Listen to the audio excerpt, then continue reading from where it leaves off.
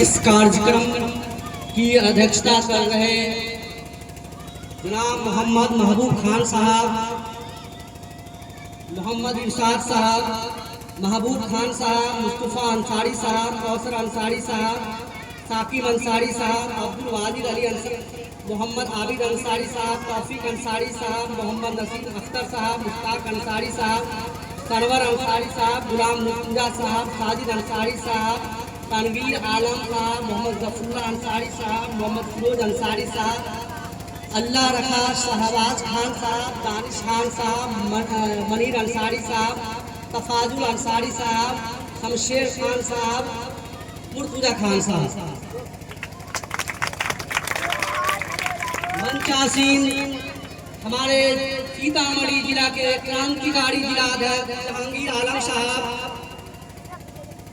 All India मजलिस इत्तेहादुल मुस्लिमीन के क्रांतिकारी युवा जिला अध्यक्ष जनाब मोहम्मद शाहिद अफरीदी साहब, बाजपट्टी प्रखंड अध्यक्ष जनाब मोहम्मद जुबैर साहब, शाहिद मंसूरी साहब, फिरोज अंसारी साहब, और इस बैठक में बैठे हुए हमारे बुजुर्ग, हमारे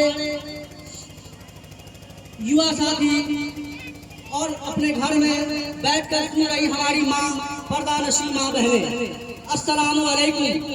इस मजमन की धरती पर आप सभी का खैर मकदम। आज ऑल इंडिया मजलिस इत्तेहादुल मुस्लिमीन एक विजन लेकर इस मधुबन की सरजमी पर आई है। आपकी बुलंद आवाज को उठाने के लिए, चाहे वो सदन से लेकर सड़क तक, आपकी आवाज को, मजलूमों की आवाज को, वंचितों की आवाज को, शोषितों की आवाज को हमारे कायद जनाब बैरिस्टर असदुद्दीन ओवैसी साहब सदन से लेकर सड़क तक उठाने का काम किए हैं। चाहे वो मॉब लिंचिंग का मामला हो, चाहे मुसलमानों पर अत्याचार का मामला हो, चाहे गौखोशी के आरोप में हमारे मुस्लिम भाइयों की हत्या का आरोप हो, इन सभी आवाजों को हमारे कायद जनाब बैरिस्टर असदुद्दीन ओवैसी ने उठाने का काम किया है। इसलिए हम अपना नेता चुने, अपना लीडरशिप खड़ा करें। जब तक अपना लीडरशिप खड़ा नहीं करेंगे हमको कोई पूछने वाला नहीं होगा। इसलिए जब तक हम संगठित नहीं होंगे, हम इकट्ठा नहीं होंगे, हमको सो कॉल्ड सेक्युलर पार्टी हमको ठगने का काम करेगा। आज बिहार में मुसलमानों के ऊपर अत्याचार हो रहा है। चाहे नागपुर के चटौरा में एक मुस्लिम बच्ची की सरेरा बलात्कार किया जाता है और उसके बाद उसकी हत्या कर दी जाती है। इसी तरीके से सीतामढ़ी जिला में अपराधियों का मनोबल बढ़ा हुआ है। सरेरा मुसलमानों की हत्या कर दी जाती है और कोई मुसलमानों के साथ इंसाफ नहीं मिलता है। आज मोदी हुकूमत मुसलमानों के साथ जो एक गंदी षड्यंत्र रच रही है, स्पेशल इंटेंसिव रिवीजन के नाम पर मुसलमानों को कहा जा रहा है कि आप अपना वोटर लिस्ट में नाम जुड़वाने के लिए आप अपना पेपर जमा करिए।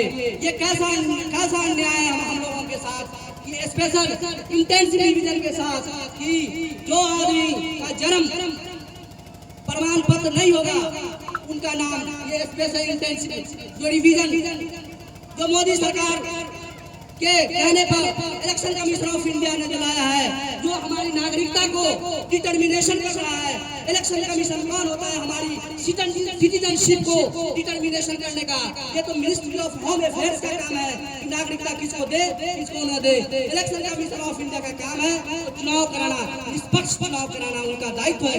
लेकिन मोदी हुकूमत के कहने पर, नीतीश कुमार के कहने पर आज इलेक्शन कमीशन नीतीश कुमार का एक एजेंट बनकर हम बिहार के मुसलमानों के साथ एक गंदी सियासत कर रही है। इसलिए समय आ गया है कि हम लोग मुत्तहिद हो, इकट्ठा हो और इकट्ठा होकर गूंगी बहरी सरकार को अपना जवाब दे। आज वक्फ अमेंडमेंट बिल 2025 आया है। बताइए दोस्तों और बुजुर्गों, क्या वो बिल हम मुसलमानों के हित के लिए है? बिल्कुल नहीं है। जो तरमीमी बिल आया है उस बिल में कहा जा रहा है कि जो मकतब है, जो मदरसा है, उसका पेपर दिखाया जाए।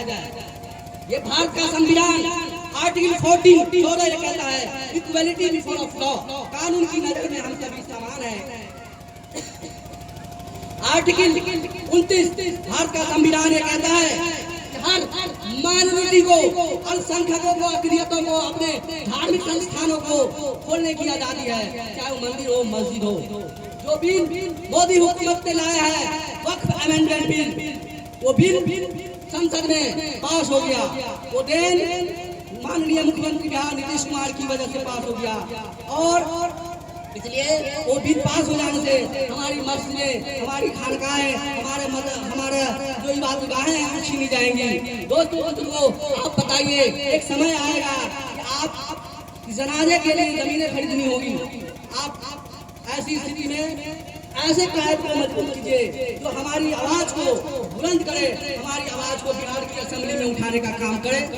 इसलिए किसी शायर ने कहा था कि मुत्तहिद हो तो बदल डालो निजामे गुलशन, मुत्तहिद हो तो बदल डालो निजामे गुलशन, मुंतशिर हो तो मरो, शोर क्यों मचाते हो।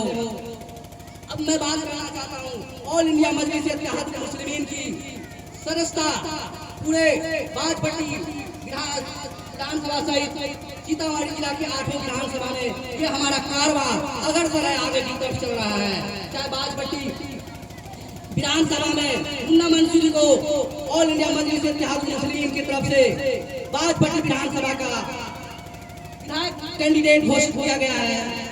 इसी तरीके से जहाँ संगठन मजबूत होगा हमारी पार्टी वहाँ कैंडिडेट देगी और पूरी मजबूती के साथ हमारी पार्टी चुनाव लड़ेगी। आज पूरे सीतामढ़ी जिला में जितनी मजबूती के साथ बाजपट्टी विधानसभा में